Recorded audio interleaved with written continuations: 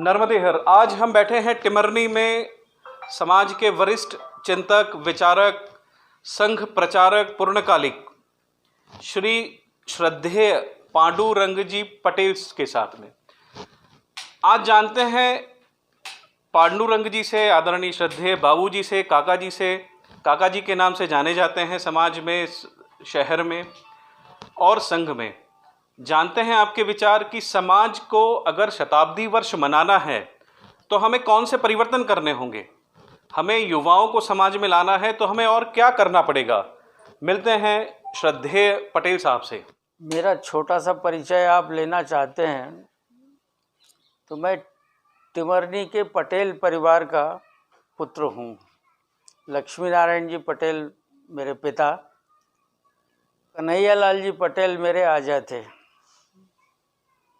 पटेली तो चली गई, जिसे कहते हैं मालगुजारी थी, तो मालगुजारी चली गई, अब तो गुजारा चल रहा है। खैर, मैं अपने शिक्षण के पश्चात राष्ट्रीय स्वयंसेवक संघ से जुड़ा। करीब 48 वर्ष तक संघ का काम क्षेत्र में किया। सरस्वती शिशु मंदिर के क्षेत्र में प्रांत का काम किया, ग्राम भारती विंग में काम किया। ये करते करते मेरी उम्र हो चुकी है 84 वर्ष। आज आपने मेरे बारे में पूछा कि मैं क्या करता हूँ, तो मैं संघ का ही संगठन जानता हूँ। समाज के संगठन में अभी तक मेरा कोई योगदान विषय रहा नहीं है। जाति में मेरे संबंध है, व्यक्तिगत संबंध है, लोगों से मिलता हूँ, बड़ा प्यार पाता हूँ और समाज को देखते रहता हूँ। समाज को मैंने पढ़ा है दूर से रहकर। मैंने देखा था कि 100 वर्ष पहले जो अध्यक्ष थे वो पेपर में आया था, जो हरदा में हुआ था 1921 में जो अधिवेशन हुआ था, पत्रिका में आया था। और फिर मैंने अनुभव किया अपने जीवन काल में, मैंने ऐसे बहुत से लोगों को देखा कि उन्होंने अपना समय समाज के काम के लिए दे दिया। और यहाँ तक भी अगर अपन पहुँचे हैं तो ये उन्हीं की कृपा से पहुँचे हैं। मैंने देखा शकरगाय साहब, वकील साहब खंडवा वाले, वो वकील भी थे, एमपी भी थे, परंतु समय निकालकर समाज में काम करते थे। मैंने उनको, और नन्नू भैया खंडवा वाले उपरीत,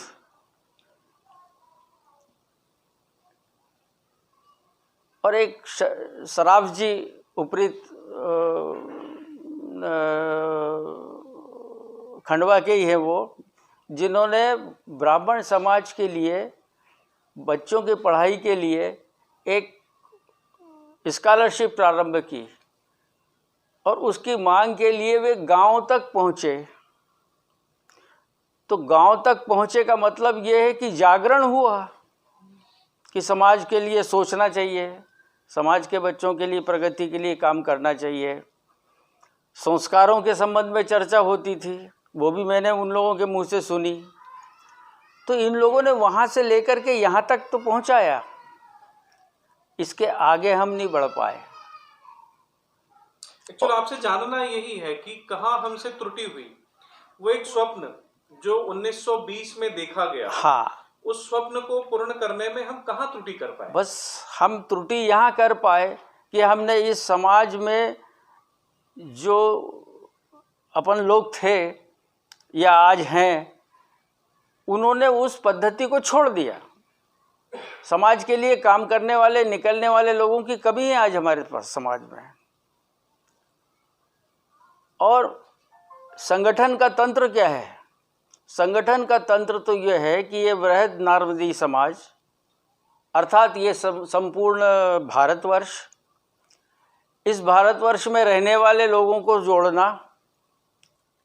हम लोगों ने जीवन भर हिंदू समाज को जोड़ने के लिए काम किया, तो एक तंत्र बनाया, राष्ट्र, प्रांत,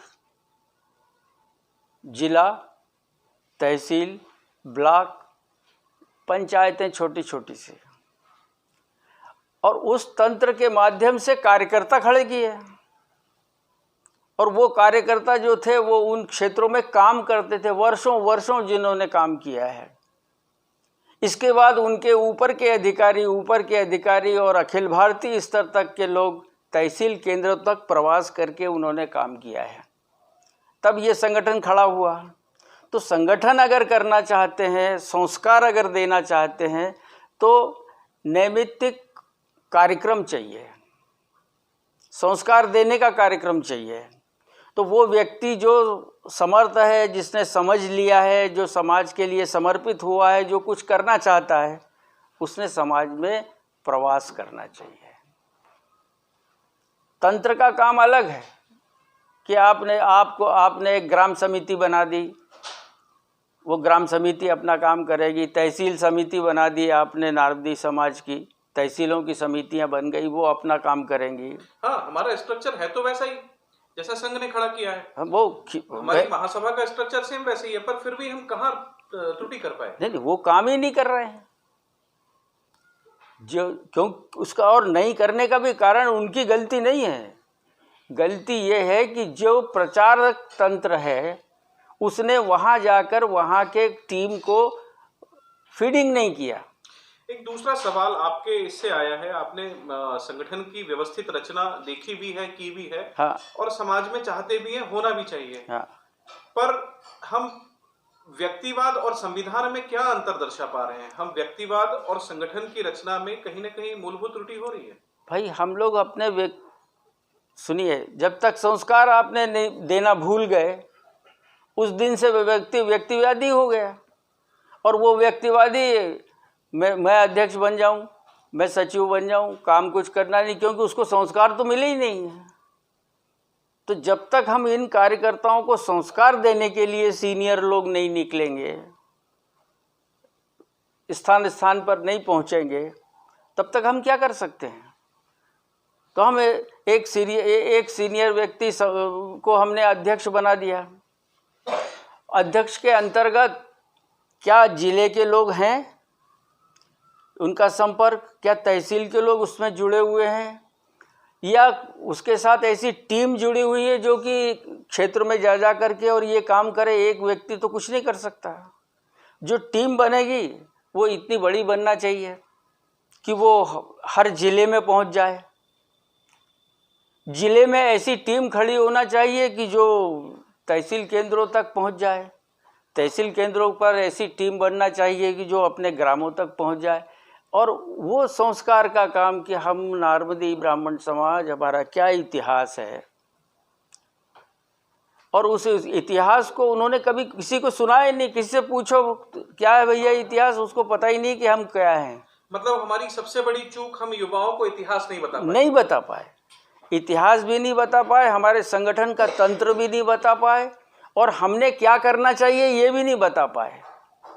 हम ब्राह्मण हैं ये भी नहीं बता पाए। और ये नहीं बताने के कारण हमारा आज का युवा व्यक्तिगत सोच में लग गया, और उस व्यक्तिगत सोच में कि मुझे कहाँ फ़ायदा मिल सकता है, मेरा नाम कहाँ बढ़ सकता है। काका जी, इसमें एक छोटी सी बात है कि पहले आर्थिक स्थिति को लेकर पहला और अभी एक परिवर्तन जो आया है, हाँ, शायद वो भी एक गैप हो सकता है।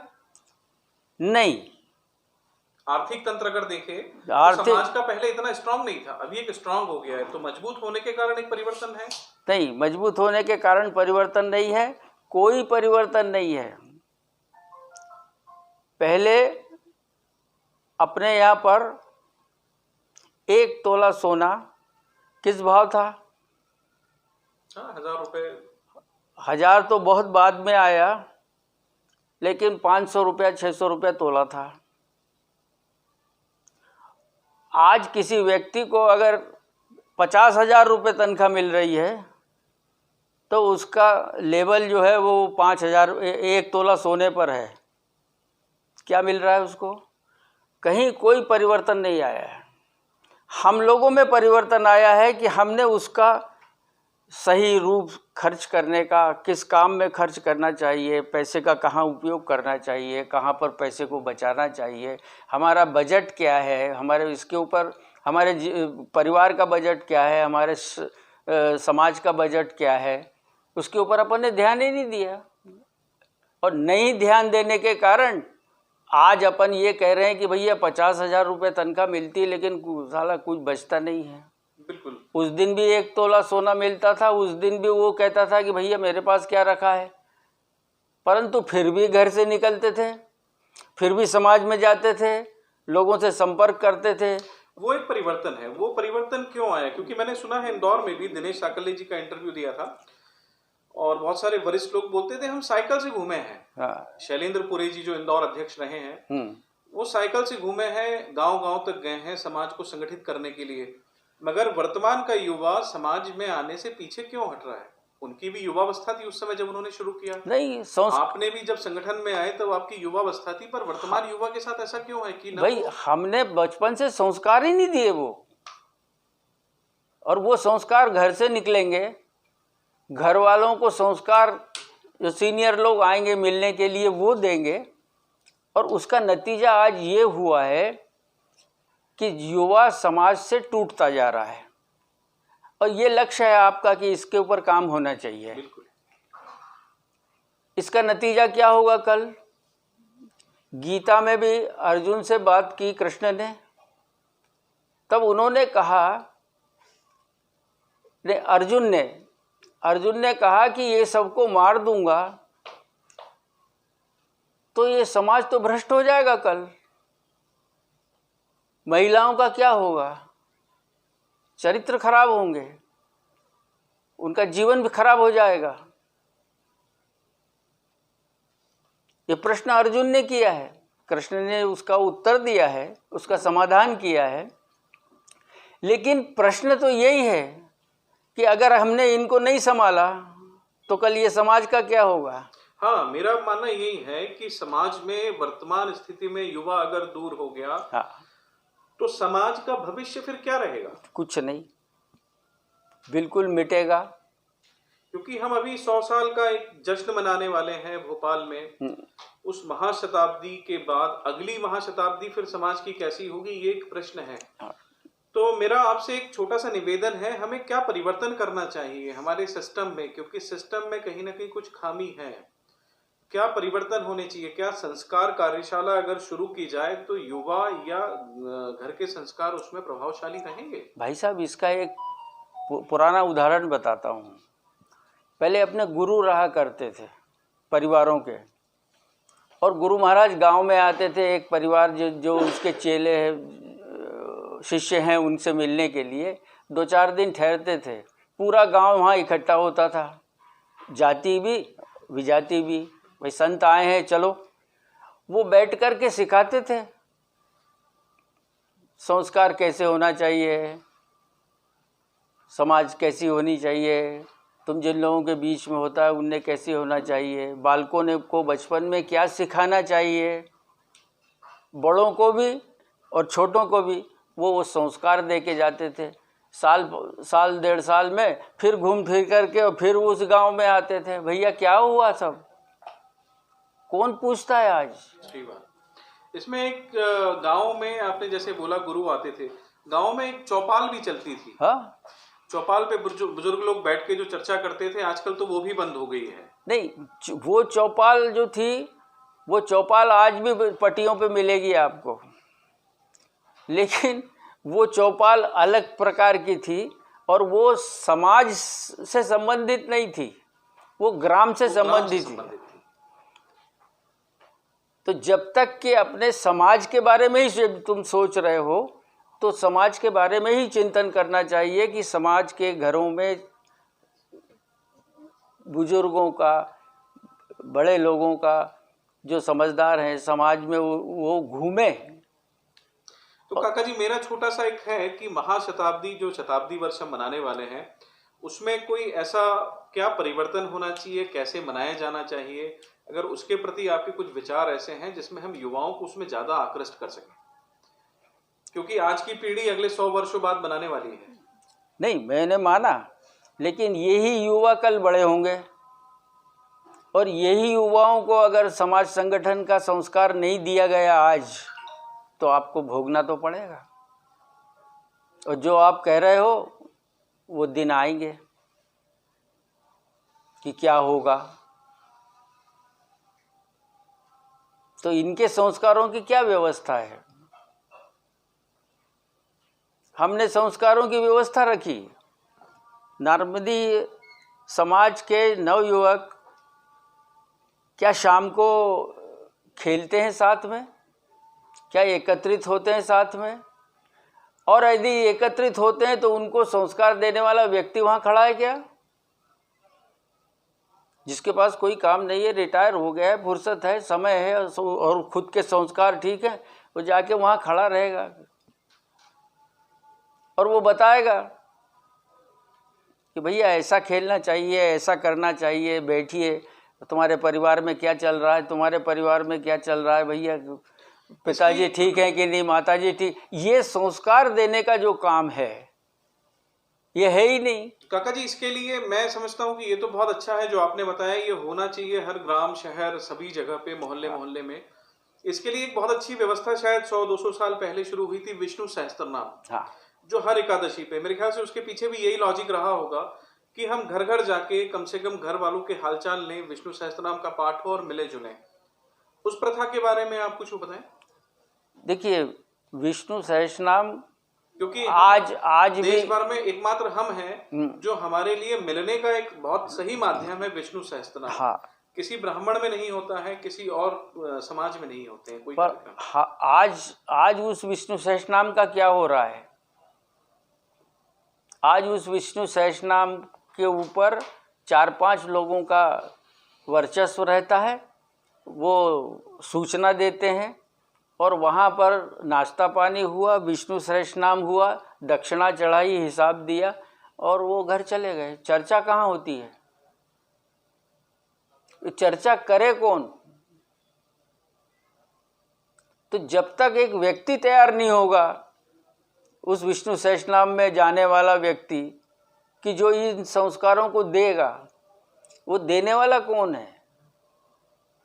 उनको ढूंढो पहले, फिर इनको इकट्ठा करो, नहीं तो ये लड़ भिड़ के 2-4 दिन में खत्म हो जाएंगे। तो मैंने बताया ना कि 90 वर्ष तक, 95 वर्ष तक काम यही किया है। कोई समाज में परिवर्तन करने का प्रयास नहीं किया, परंतु ये जो प्रयास किया है संघ ने, ये इसको देख करके ही लोगों के अंदर परिवर्तन आने लगा है। मैंने एक अभी अनुभव किया है, एक मोहल्ले में घूमे, राम जन्मभूमि के लिए, राम मंदिर बनाने के लिए पैसे लेने के लिए, भैया 5 ही रुपया दो, लेकिन दो समाज, हिंदू समाज के लिए। मैं काय को घूमा? मुझे संस्कार दिए गए कि इससे परिवर्तन आएगा समाज, देश के अंदर, समाज के अंदर, हिंदू समाज के अंदर। तो क्या हम इस पद्धति से नारदी समाज के अंदर परिवर्तन नहीं ला सकते क्या? हमें वो काम करना चाहिए। समाज को संगठित करने के लिए हम अध्यक्ष बना देते हैं समाज का, वो समाज का अध्यक्ष बन जाता है, उसको संगठन की कोई चिंता नहीं। इस चिंता के लिए क्या करना होगा? ये हमारे बहुत सारी जगह समस्या है। इस संविधान में तो चुनाव भी हो रहे हैं, जो अभी परिवर्तन हुआ है उसमें बहुत सारी इकाइयों में, अदरवाइज तो बहुत सारी जगह मठाधीश बैठे हुए थे। तो क्या हमारी जिम्मेदारी समाज की सिर्फ अध्यक्ष पद तक के लिए है? रोना वही है, रोना उसी बात का है। जब तक हमारा ऊपर से तंत्र ठीक नहीं होगा, तब तक इस समाज में जो अपन सोच रहे हैं करने का, वो अपन नहीं कर पाएंगे। मतलब आपके कहे अनुसार संविधान बहुत पुख्ता बनाना होगा और संविधान को अक्षरशः पालन करना होगा। भाई संविधान तुम कितने ही बना लो, क्रियान्वयन ठीक नहीं होता। जैसे मैं बताऊं आपको, उसके पीछे वही व्यक्तिवाद वाली सोच आ व्यक्तिवाद जाती है। सोच, आपने एक को अध्यक्ष बना दिया, समाज वोट दे करके ही अध्यक्ष बनाती है, बना दिया। अब उसके सुपुर्द काम किया उसने टीम बनाना, तो वो खुद अपनी टीम बनाता है। भाई समाज क्यों न बनाए टीम? जैसा अध्यक्ष का चुनाव किया ऐसा उसके मेंबर का चुनाव करो, उसके सदस्यों का चुनाव करो। उनकी समिति बनाने के लिए एक एक पद को आप समाज चुन करके दे, तो अध्यक्ष तो गाली नहीं खाएगा। आप समझ लो उसको, क्योंकि मुझे अगर बैठने की जगह मिल गई, सबकी जिम्मेदारी हो जाती काम मुझे बैठने की जगह मिल गई तो इच्छा होती है कि टिक जाऊं, और टिके पे बहुत देर हो जाती तो देखे यार लेट जाऊं।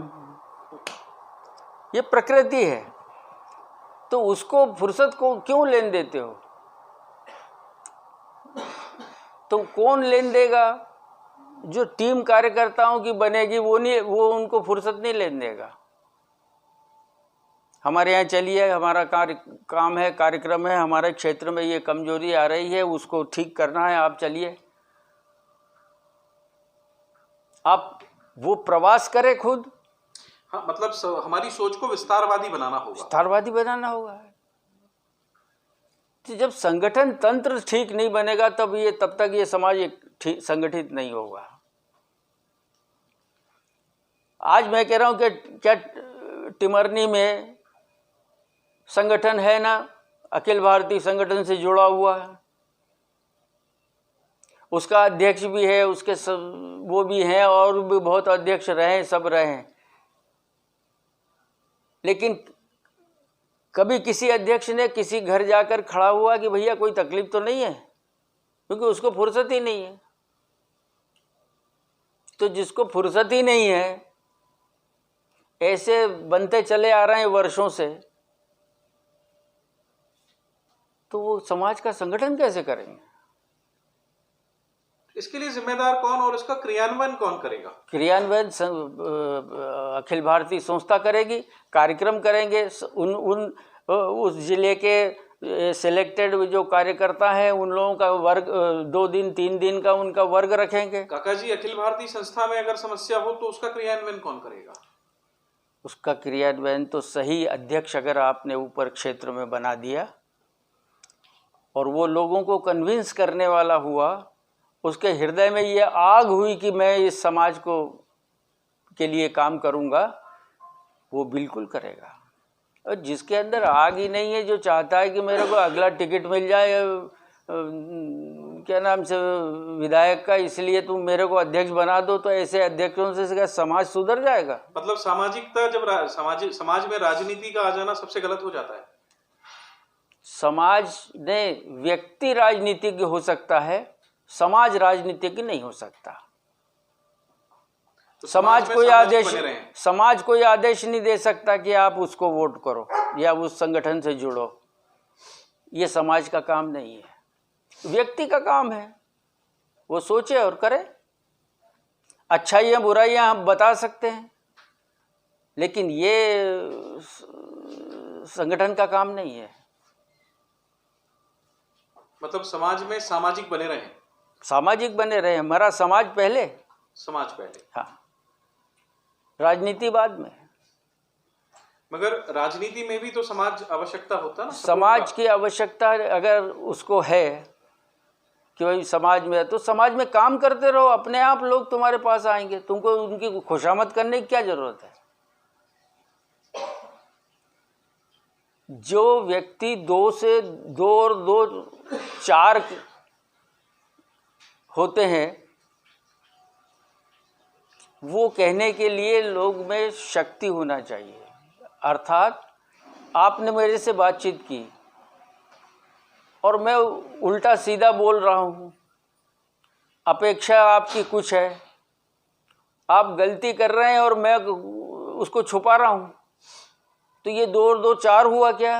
मगर समाज में संबंधों का भी ध्यान रखना पड़ता है ना। तो इसका ये मतलब थोड़ी है कि आप चुप रह कर के अन्याय को सहन करो या गलत बात को सहन करो। कहो आप, और जब तक नहीं कहेंगे स्पष्ट तब तक संगठन में लोग बनेंगे कैसे? मतलब समाज में मुखर होना बहुत जरूरी है। मुखर होना चाहिए, सारी चीजें स्वीकार्य नहीं हो। नहीं। कुछ मैसेज अगर आप महासभा के लिए, कुछ अगर शताब्दी वर्ष के लिए अगर कुछ देना चाहें तो? अरे मैं क्या देना चाहूँ, क्योंकि आपके अनुभव जो संगठनात्मक अनुभव है बहुत गहन है, आप विचारशील हैं, आप बहुत मंथन करते हैं। तो जिस मंथन से इतना बड़ा अमृत निकला है, उस अमृत की कुछ बूंदें अगर आप समाज में गिरा दें तो? नहीं, देखिए समाज में समृद्धि नहीं हो रही है, इसको भी स्वीकार नहीं करता। क्यों? क्योंकि आज देखिए कुछ जगह विद्यालय चल रहे हैं, कुछ जगह विद्यार्थियों के लिए काम हो रहा है, कुछ समय महिलाओं के लिए काम हो रहा है, संस्कृत विद्यापीठ का काम हो रहा है। तो काम हो रहे हैं, समाज ने स्वीकार करना चाहिए, सहयोग करना चाहिए। मैं एक ब्राह्मण हूँ, मैं एक ब्राह्मण हूँ, दुनिया मेरे पैर पड़ती है। आप ब्राह्मण हैं, दुनिया आपके भी पैर पड़ती है। लेकिन आप ब्राह्मण बने रहें तब ना। क्या सामूहिक जनेऊ होती है? क्या सामूहिक विवाह में लोग खड़े रहते हैं? क्या किसी गरीब के मंडप में जाके तुम खड़े हो जाते हो क्या कि वो सफल हो जाए? नहीं करते। इसका प्रशिक्षण क्या, इसके तो संस्कार डलना चाहिए। और वो संस्कार डलने के लिए मैंने जो पद्धति बताई कि भाई लोग, तरुण लोग इकट्ठे हों, बैठे हैं, उनसे बातचीत करें कि भाई तुम्हारे गांव में किसको तकलीफ है, किसके यहाँ बेटी अविवाहित है, किसके यहाँ बेटी का ब्याह है वो कर नहीं सकता बेचारा। यहाँ टिमरनी में एक टीम बनी थी, वो किसी के यहाँ भी शादी होती थी तो वहाँ सब युवक चले जाते थे और सारा काम करते थे, पंगत में भोजन नहीं करते थे, किसी को निमंत्रण थोड़ी रहता था। सेवा भावना, सेवा भाव। जब तक सेवा भावना नहीं निकलेगी हम युवाओं को कुछ नहीं दे पाएंगे। कुछ नहीं दे पाए। सबसे पहले हमारी संस्कार कार्यशाला होनी चाहिए और सेवा भावना हमारे बच्चों में जगानी होगी। वो बहुत जरूरी है, बशर्ते हमारे ऊपर के संस्कार ठीक हो। यथा राजा तथा प्रजा, ये सत्य है। यदि उन्होंने इस काम को कर डाला तो सचमुच वो राजा है, परंतु उसको समय देना पड़ेगा। समाज में जाने का, लोगों से मिलने का, लोगों के हर जगह एक एक प्रांत को पकड़ ले, एक प्रांत को एक वर्ष में ठीक कर दे, दूसरे वर्ष में दूसरे प्रांत को ठीक कर दे, तीसरे वर्ष तीसरे प्रांत को ठीक कर दे। टीम उसकी ऐसी बने कि जो पहले ही पूछ लिया जाए कि आप लोग काम करोगे कि नहीं, और काम जो है वो ये हैं, ये तुमसे बनेगा कि नहीं। यदि कर सकते हो तो खड़े रहना, नहीं तो आप घर जाओ। और ये कहने की ताकत जब तक तुम में नहीं आएगी ये तंत्र नहीं सुधरेगा। तंत्र सुधारने के लिए सशक्त होना भी जरूरी है, बहुत जरूरी। मुखर होना भी जरूरी है। मुखर होना, समाज, ये बात कौन कह सकता है जो खुद करता हो। बस मैं आपसे वही जानना चाह रहा था कि आखिर वो होगा कौन जो ये सब इम्प्लीमेंट करवाएगा। आपने उस प्रश्न का उत्तर दिया, जो स्वयं करेगा वो करवा सकता। बहुत बढ़िया। तो काका जी आपसे मिलके बहुत अच्छा लगा। समाज को एक बढ़िया मैसेज मिला है और मैं चाहता हूं कि समाज आपके बताए इस संगठनात्मक रचना को स्वीकार करे और हमारे समाज को मजबूत करे। भाई साहब, मैं मंची कार्यक्रम मैंने जीवन में किए नहीं, माला गली में डलवाई नहीं, मैंने कभी फोटो खिंचवाई नहीं। ये तुमने फोटो खींच ली मेरी। ये आपका प्रेम है मेरे प्रति और समाज के प्रति। नर्मदेहर प्रणाम।